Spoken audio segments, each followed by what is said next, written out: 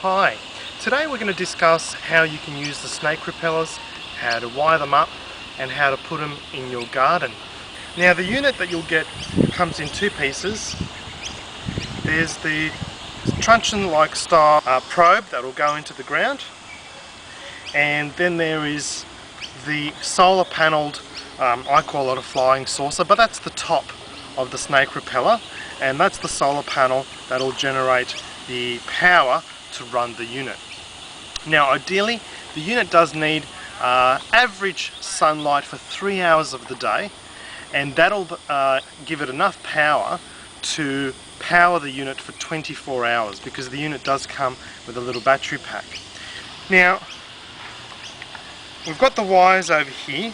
Basically to connect the two pieces together, you need to connect the red wire with the red wire onto the truncheon and make sure that's in there firmly and well connected, and then the black wire from the flying saucer piece to the black wire on the truncheon. Again, you will need to make sure that is connected firmly in there and press it in. So those two pieces are in. Now to hook up the battery pack, now that's a NiCad battery which will generate the power to run the unit for 24 hours if the unit has 3 hours of moderate sunlight. So all you do is get the clamp and connect the battery to the clamp and lock that in into the tube together with the battery pack. Now once you've connected the wires and put the green saucer bit on top of the truncheon and attached it, you'll hear, once the sun hits it, you'll actually hear a buzzing noise. If you heard it just then, that means it's sending out the frequency waves that the snakes don't like. The unit is working, the solar panel is working, and you're ready to put it into the soil.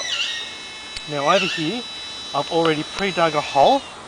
That'll need to be deep enough because we do want the soil to come up to about here on the unit, so that it is in the soil sufficiently to be protected and that the frequency can be emitted throughout the ground.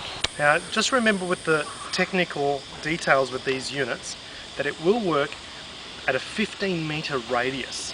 So that means 15 metres out this way and all around.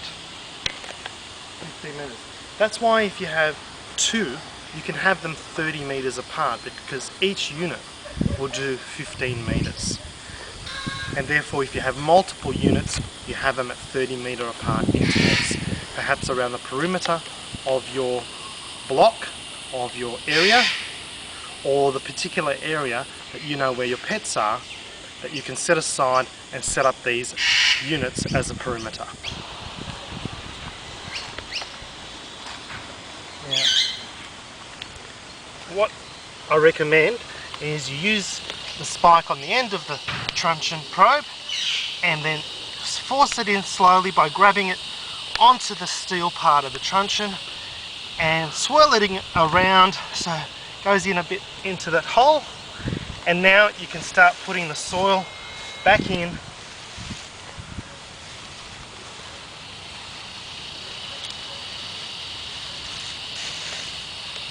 Just like that.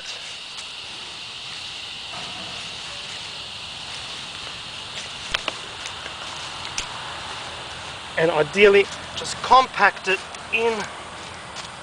It's in safe and secure. If you have an issue with the dogs digging it up, which a lot of the time they can just come around, have a sniff, and they'll be fine. They might hear the noise, the buzz. But you can also put a cage, a wide cage over the top, making sure that it's not covered up so that the sun can get through to the solar power cell. And if you put the cage on and tie that down or hook it down to the soil, then that'll protect it from your dogs digging it up. So once you've put that in the soil, you can feel protected that your prized pets, your friends, hey Judy, and your puppy's going to be safe from snakes. It is important because, as these lovely pets are, so special to us all, aren't you, Betty? And this is Jack, that the snake repeller is doing its job, emitting its frequency and making sure that snakes don't come around close to your pets.